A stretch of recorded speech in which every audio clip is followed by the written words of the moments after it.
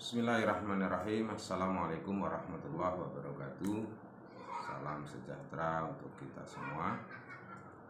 Perkenalkan, saya Rahayu Widodo, NPM 2021 10 100 432, mahasiswa Setia Banua, Banjarmasin. Pada kesempatan kali ini saya akan mencoba menyelesaikan tugas yang diberikan oleh Bapak dosen,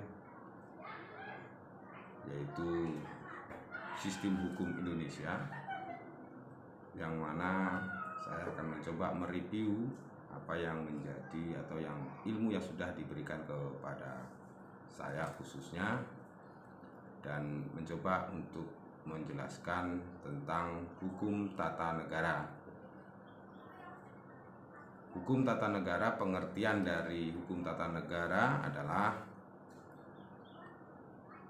menurut para ahli yang diantaranya adalah M. Kusnardi dan Harmaili Ibrahim, mengatakan bahwa hukum tata negara adalah sekumpulan peraturan hukum yang mengatur organisasi daripada negara, hubungan antar alat perlengkapan negara dalam garis vertikal dan horizontal, serta kedudukan warga negara dan hak-hak asasinya. Di samping itu, menurut R.G. Kartasaputra mengemukakan bahwa hukum tata negara adalah sebagai sekumpulan hukum yang mengatur tentang keorganisasian suatu negara atau tentang hubungan antar alat perlengkapan negara dalam garis koordinasi vertikal dan horizontal, tentang kedudukan warga negara pada negara itu beserta hak-hak asasinya. Dalam kaitan ini, Jimli Asidiki mengatakan bahwa sebagai doktrin ilmu pengetahuan hukum, hukum tata negara lazimnya dipahami sebagai bidang ilmu hukum yang mengenai struktur ketatanegaraan dalam arti statis, mekanisme hubungan antar kelembagaan negara dan hubungan antar negara dengan negara lain. Oleh karenanya, dalam arti luas, hukum tata negara mencakup pula hukum administrasi negara sebagai aspek hukum tata negara dalam arti dinamis.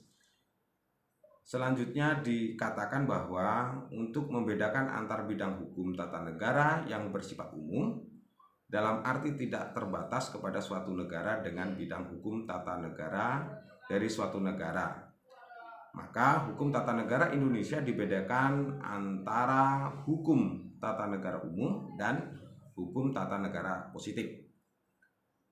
Hukum tata negara positif hanya membahas konstitusi yang berlaku di Indonesia saja.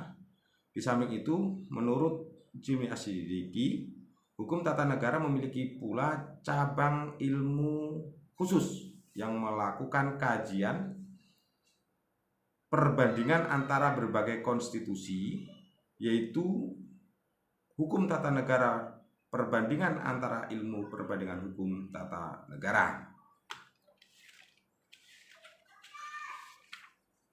Selanjutnya adalah objek dan ruang lingkup hukum tata negara.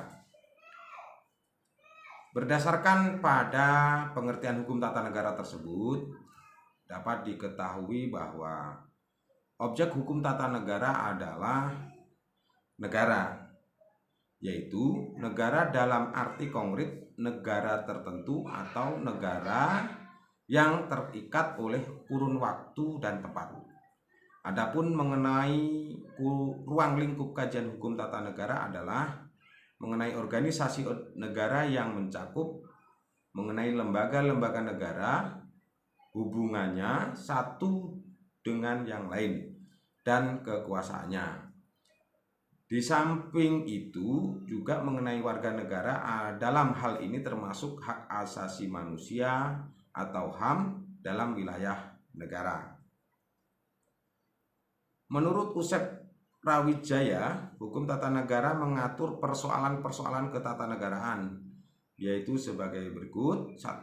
Struktur umum dari organisasi negara yang terdiri atas bentuk negara, bentuk pemerintahan, sistem pemerintahan, corak pemerintahan, diktator atau demokrasi, serta pemencaran kekuasaan negara.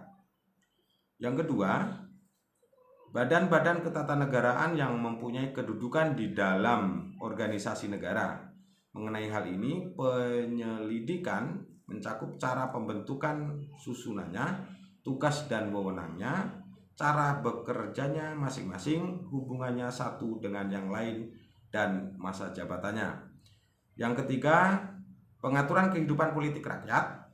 Substansi ini mencakup arti politik, hubungan antar kekuatan-kekuatan politik dengan badan-badan negara, kekuatan politik dan pemilihan umum, arti dan kedudukan golongan kepentingan dan golongan penekan, pencerminan pendapat dan cara kerjasama antar kekuatan-kekuatan politik, koalisi, oposisi, kerjasama atau dasar kerukunan. Yang keempat adalah sejarah perkembangan ketatanegaraan sebagai latar belakang dari keadaan yang berlaku. Yang selanjutnya adalah bentuk negara. Pengertian bentuk negara atau wujud negara adalah bangunan negara yang membagi kekuasaan antara pemerintahan di pusat dan pemerintahan di daerah.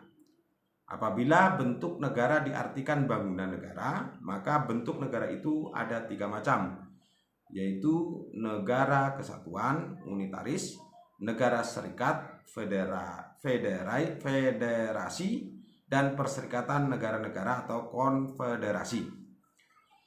Negara kesatuan atau unitaris adalah apabila dalam satu negara hanya ada satu kekuasaan pemerintahan yang berdaulat, baik keluar maupun ke dalam, yang disebut pemerintah pusat. Pemerintah pusat memegang kekuasaan yang tertinggi untuk mengendalikan kekuasaan pemerintah. Selain itu, di dalam negara kesatuan atau unitaris hanya mempunyai satu kepala negara, satu konstitusi atau undang-undang yang diberlakukan di dalam satu negara, satu lembaga legislatif sebagai lembaga yang membuat undang-undang, dan kementerian sebagai pejabat negara di pemerintah pusat. Menurut Konstitusi Negara Indonesia, yakni di dalam pasal 1 angka 1 Undang-Undang Dasar 1945 disebutkan bahwa negara Indonesia adalah negara kesatuan yang berbentuk republik. Pasal 1 angka 1 Undang-Undang 1945 menampakkan bahwa bentuk negara Indonesia adalah negara kesatuan atau unitaris, bukan negara serikat maupun konfederasi. Kepala negara, 1 presiden, dan 1 undang-undang dasar, yakni Undang-Undang Dasar 1945, 1 lembaga legislatif pusat, yakni DPR, mempunyai kementerian dan pemerintah pusat. Pemerintah atau negara serikat federalis adalah suatu negara yang terdiri atas beberapa bagian yang terbagi antara pemerintah federal atau pusat dan pemerintah negara-negara bagian. Negara-negara bagian merupakan negara yang merdeka dan berdaulat ke dalam tetapi tidak berdaulat ke luar negeri atau bagian. Pemerintah federal mempunyai kedaulatan yang tertinggi baik keluar maupun ke dalam, dan dalam hal pembuatan undang-undang dasar serikat serta di bidang pertahanan keamanan negara. Baik Bapak-bapak dan saudara sekalian yang saya hormati, selanjutnya kita bahas mengenai bentuk pemerintahan di Indonesia. Bentuk pemerintahan di Indonesia berdasarkan ajaran yang sekarang banyak pengikutnya bahwa negara dibentuk oleh 5 unsur, ialah pemerintah yang memegang kekuasaan tertinggi dalam negara, 2. Rakyat atau warga negara yang merupakan satu bangsa, 3. Wilayah tertentu, 4. Berdaulat penuh, 5. Pengakuan dari negara-negara internasional. Pemerintah sebagai unsur dari negara merupakan suatu organisasi teknis, dan organisasi teknis ini terdiri dari badan-badan kenegaraan tertinggi yang menerapkan tugas dan haluan negara atau disebut tugas politik. Suatu negara dikatakan mempunyai bentuk pemerintahan atau monarki apabila kepala negaranya seorang raja atau seorang dinasti yang berkuasa di wilayah negara itu. Biasanya mahkota atau kekuasaan raja diwariskan kepada keturunannya. Apabila raja itu meninggal dunia, yaitu kepada anak atau kepada saudara laki-laki sang raja. Apabila anak raja masih kecil, beberapa negara mempunyai bentuk pemerintah monarki, ialah negara Inggris, Belanda, Saudi Arabia, negara Kuwait, Qatar, Yordania, dan sebagainya. Di negara-negara yang berbentuk pemerintahan atau republik, masa jabatan presiden telah berakhir, maka presiden berikutnya dipilih oleh rakyat melalui pemilihan umum untuk memilih presiden baru. Bentuk-bentuk pemerintahan negara Indonesia menurut Konstitusi Negara Indonesia, yakni Undang-Undang 1945 adalah republik, dan kepala negaranya adalah seorang presiden. Menurut pasal 1 angka 1 Undang-Undang Dasar 1945 bahwa negara Indonesia ialah negara kesatuan yang berbentuk republik. Pasal 1 angka 1 Undang-Undang Dasar 1945 tersebut mempunyai dua pengertian, yakni pertama, bahwa negara Indonesia adalah negara kesatuan, dan kedua, bentuk pemerintahan negara kesatuan Indonesia adalah republik. Berdasarkan pasal 1 angka 1 UUD 1945 dapat disimpulkan bahwa bentuk Indonesia adalah kesatuan dan bentuk pemerintahan Indonesia adalah republik. Selanjutnya adalah asas-asas hukum tata negara. Pasal 18 Undang-Undang Dasar 1945, pembagian daerah Indonesia atas daerah besar dan kecil dengan bentuk susunan pemerintahannya ditetapkan dengan undang-undang. Menurut Undang-Undang Nomor 5 Tahun 1974 tentang pokok-pokok pemerintahan di daerah, 1. Yaitu asas desentralisasi, 2. Asas dekonsentrasi, yang ketiga adalah asas tugas pembantuan atau Medebewino. Yang selanjutnya adalah sumber-sumber hukum tata negara Indonesia. Sumber-sumber hukum tata negara di Indonesia yaitu 1. Undang-Undang Dasar 1945, yang kedua Undang-Undang, yang ketiga Perjanjian Antar Negara, yang keempat Aturan Hukum Adat. Mungkin demikian Bapak Ibu Saudara sekalian yang saya hormati yang bisa saya sampaikan pada kesempatan yang baik ini tentang hukum tata negara. Salah hilaf saya mohon maaf, dan saya akhiri dengan ucapan wabillahi taufiq wal hidayah. Wassalamualaikum warahmatullahi wabarakatuh.